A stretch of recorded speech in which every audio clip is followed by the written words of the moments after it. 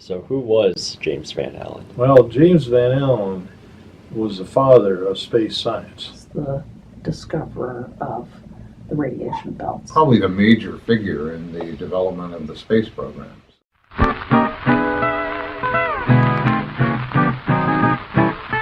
Since his birth in 1914, James Van Allen always held an interest in science. My older brother and I had one of our great adventures was completely taking apart an old Model T Ford, and at one time he and I made what was called a Tesla coil for producing high voltage sparks, which you could draw a spark about a foot long and caused your hair to stand on end. So those were the kinds of things I was interested in. After graduating as valedictorian in high school, Van Allen attended the University of Iowa and received a PhD in 1939 for research in experimental nuclear physics. But the world was at war again. During this time, Van Allen served in the South Pacific with the Navy for 3 years, and Nazi Germany was building an arsenal of the world's most powerful missiles. One of those, the V-2 rocket, could be traveling 60 miles above the ground at 3,500 miles per hour. Once the war ended, Van Allen began leading a research group called the Upper Atmosphere Research Panel, which studied the German V-2 rocket in the upper atmosphere. When the German V-2 rockets were captured right at the end of World War II, he had the vision of using them to try to study cosmic rays by shooting them up very high in the atmosphere and studying these charged particles that go click, click, click on a Geiger tube. They had radiation detectors on them, so essentially Geiger counters, if you know what your Geiger tubes are. So there are ways that people still use them. If somebody wanted to find out if there was a plutonium spill in your bedroom, they would bring in devices called Geiger counters. Afterwards, he returned to the University of Iowa to head the physics department. Well, now, is this similar to the kinds of rockets, these guided missiles that the military have been using? They have some of the same elements to them. However, theirs are completely unguided missiles. We carry them up in a balloon to about 70 or 80,000 feet, then launch them from there. Well, I guess this is the device I heard that you more or less invented. What do you call that thing? Well, we call it a raccoon, a combination of a rocket and a balloon. With the raccoon, Van Allen and his co-workers were able to retrieve data of high-altitude radiation very inexpensively. And as Van Allen and his team were improving rocket technology, so were the Soviets, slowly but surely threatening the American way of life. As a part of the Cold War, the USSR was hard at work on new intercontinental ballistic missiles, and the US needed a counter. Enter Wernher von Braun, the German inventor of the V-2 rocket. He was in charge of the Redstone rocket program. With the help of a mutual colleague, Van Allen was brought onto the team. Missiles weren't the only goal, though. Von Braun had plans to send a satellite into space using missile technology. In March 1950, scientist Lloyd Bergner met with Van Allen at his house to discuss geophysics. The discussion eventually turned to the development of new technologies, like rockets and radar.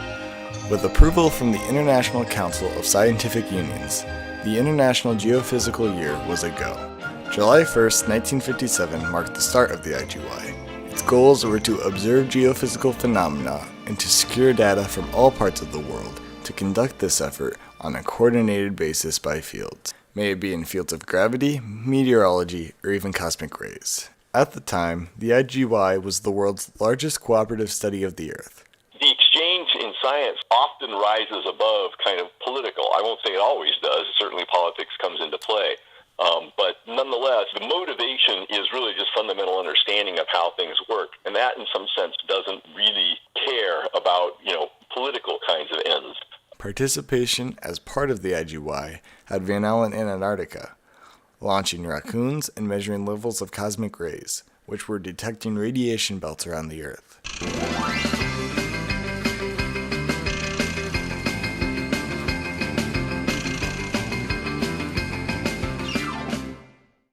Idea of the IGY was for scientists from across the world to get together and exchange their best data. But the overlay was this grand competition to get a satellite into space. In 1957, actually the Russians with Sputnik 1 launched the first actual spacecraft. But that is really exploration. I mean, we've never prior to 1957 and 58, human beings had never explored that region out there other than what you could see optically, and there's a lot of things you can't see, like radiation belts. If it wasn't already, the space race was on, but by January 31st of the next year, America's first satellite, Explorer 1, was launched into orbit using Redstone technology. Aboard the Explorer 1 was a Geiger-Müller tube, which confirmed the presence of radiation belts around the Earth. In honor of Van Allen, the belts were named the Van Allen radiation belts. Exploration is the process of going and looking at things. When you find something that's different, that's when I would say the encounter occurs. So in the context of Van Allen, they launched Explorer 1 satellite to explore energetic particles around the Earth. But instead, what they did is they encountered the Earth's radiation belts, which was an unexpected phenomena. That encounter with the radiation belts meant that they had to sort of stop and look at things in more detail and try to figure out what was actually going on. These radiation belts are the effect of charged particles that go into magnetic fields, end up circling around the direction of the magnetic field. So if you've got a magnetic field line that goes from the North Pole to the South Pole, then a charged particle will circle around the magnetic field line. It's very dangerous to fly through the radiation belts of the Earth, and their discovery led to very important implications on what kind of orbits you can fly humans in. As a result of the IGY, the National Aeronautics and Space Administration, or NASA, was established. One of their first programs launched was the Pioneer program, starting in 1958.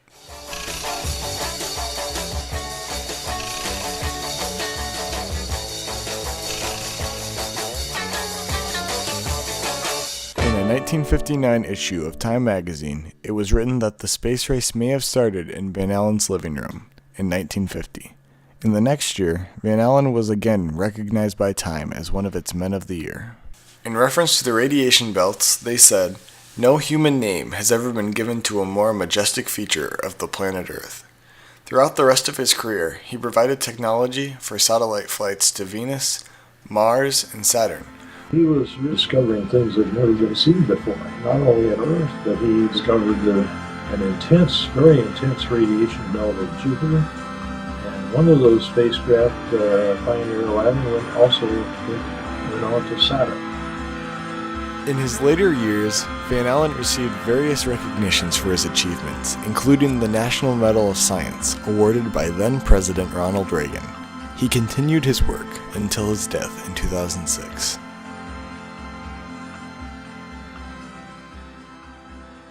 In his lifetime, Van Allen had 64 publications, ranging from microscopic encounters with protons to broad and radical discussions of the future of space science. Without Van Allen and his work, America wouldn't have been as active in the space race. We might not have put a man on the moon. But with Van Allen, we have a better understanding of the hazard of space travel. With satellites, we better understand extreme weather, such as hurricanes, and the effects of pollution on our environment. James Van Allen was the first to encounter radiation belts around the Earth, pivotal in, at the time, the world's biggest exchange of scientific ideas, and an explorer of what lie beyond Earth. So he had a great legacy of having discovered radiation belts around planets. They were totally unexpected, and they've occupied scientists up to the present day. So he was a real pioneer.